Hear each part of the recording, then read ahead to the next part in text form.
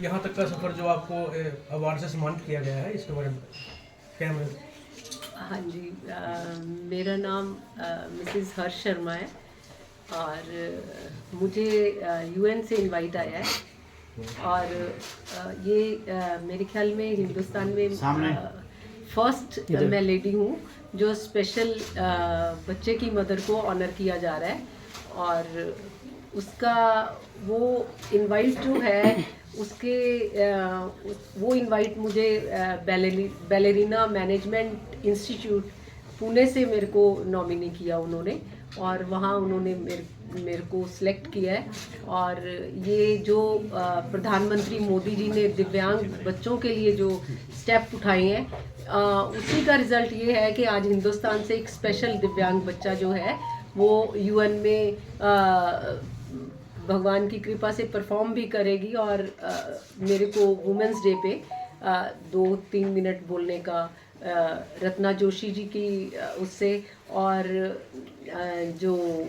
Mrs Nadda SOB Bharat की chairman हैं और प्रेसिडेंट हैं, उनका जो इन बच्चों के प्रति बहुत बड़ा स्नेह और सब बच्चों को साथ लेके जो चल रही हैं, इसीलिए आज सारे विश्व में इन बच्चों का नाम हो रहा है। तो मैं बहुत बहुत आभार व्यक्त करती हूँ बैलेरिना मैनेजमेंट इंस्टीट्यूट का और प्रधानमंत्री मोदी जी का और मैडम नड्डा का, जिनकी ग्रेस से आज तेजस्विनी और मैं यूएन जा रही हूँ। मैम एक सर्टिफिकेट भी मिला हुआ है, ये किस चीज़ का, ये भी बता दीजिए। ये हमारा इनवाइट है यूएन से जो इनवाइट आया है तेजस्विनी और मेरे लिए, तो ये बड़े गौरव की बात है,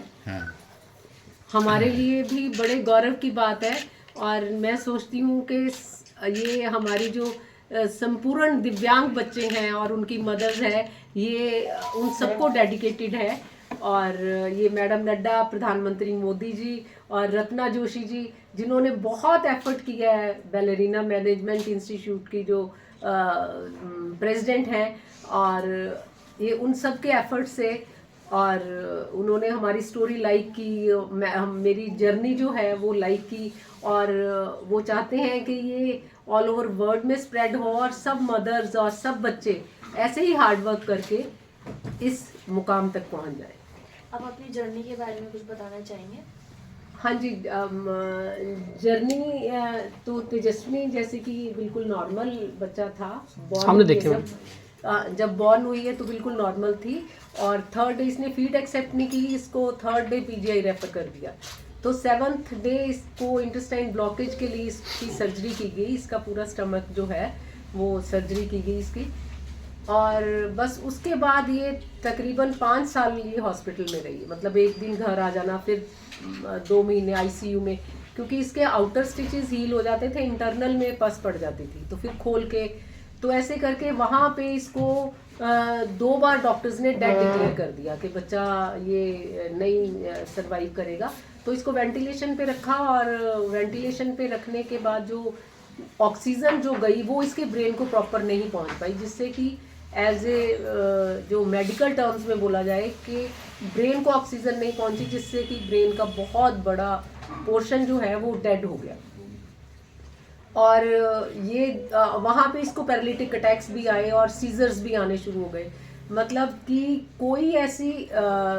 जब इसको वहाँ ड्रिप लगाते थे तो ये इसकी स्किन जो है उसमें पानी भर जाता था, तो फिर सिर से इसके हेयर रिमूव करके सिर पे भी ड्रिप्स लगती थी इसकी। तो मेरे ख्याल में कोई ऐसी प्रॉब्लम नहीं थी कि जो इस बच्ची ने फेस नहीं की, और 9 साल तक ये कॉट में ही रही है। जैसे बच्चे 40-40 साल के हो जाते हैं, आपने देखा ही होगा सीवियरली रिटार्डेशन में बच्चे बीच में ही पॉटिंग है, ये वो सब बीच में, तो ऐसा ही था। और डॉक्टर ने बोला कि ये 25-30 साल की हो जाएगी, पर ये रहेगी 1 साल के बच्चे जितनी। तो इसने अभी चलना जो है वो 18-19 साल की एज में शुरू किया, तो और इसने हमें पहचानना भी 20-21 साल की एज में शुरू किया, नहीं तो ये साउंड से रिकॉग्नाइज करती थी। और ये अभी भी टोटली डिपेंडेंट है, मतलब ऐसा बच्चा है कि अगर टेबल पे बैठा है तो उसको खाने को कुछ जैसे दे दिया तो ये खा लेगी। अदरवाइज़ ये नहीं है कि घर में अकेली है, भूखी है तो कुछ निकाल के खा ले या कुछ ले के, नहीं, जहाँ बैठी है वहाँ बैठी है। और जो इसके 9 साल के दौरान जो इसने पेन और ये इसने मतलब ना इसकी नेक सीधी होती थी, ना लाइट ऑन ऑफ करी जाओ, कुछ ब्लिंक ही नहीं करती थी ये। तो डॉक्टर्स ने ये भी बोला कि बच्चा आपका ब्लाइंड है। तो उसके बाद क्या है कि ये बहुत ज़्यादा रोती थी, मतलब 36 आवर्स कॉन्टीन्यूसली रोती थी, क्योंकि इसको इतनी पेन्स होती थी कि इसके जो सर्जरी के जख्म थे वो ही ठीक नहीं होते थे। इतनी छोटे बच्चे को एंटीबायोटिक्स जा जाके और कभी ब्लड, पूरे ब्लड में इन्फेक्शन हो गई, ऐसी प्रॉब्लम्स इस बच्चे ने फेस की हैं। तो ये था कि जॉइंट फैमिली थी घर में, और कुछ थोड़ा सा जैसे हर लेडी को होता है भजन वगैरह या ये सुनने का या गाने सुनने का तब आते थे। तो मैंने नोट किया कि जब भी ये अजय पोहनकर जी का गोविंद जय जय मैं बहुत सुनती थी, तो वो लगा के रखती थी तो ये सर्टन टाइम के लिए चुप हो जाती थी। तो मैंने नोट किया किचन में काम करते हुए कि ये मतलब फिर ये चुप हो जाती है, तो मैंने वो बार बार लगाना, तो थोड़ी देर के लिए। तो एक दिन क्या हुआ कि रेडियो पे लता जी का ए मेरे वतन के लोगों, ये गाना ये आया और ये बिल्कुल चुप, इसका रोने की आवाज़ बिल्कुल बंद। तो मैं गई तो मैं वो कैसेट मैंने अपने उससे मंगवाई, मैंने वो कैसेट लगाई तो ये फिर चुप। तो मैंने वो कम से कम 500 कैसेट्स इसको सुनाई। वो जब वो चले पूरा वो था उसमें ऐ मेरे प्यारे वतन, ऐ मेरे बिछड़े चमन, ये वाले सारे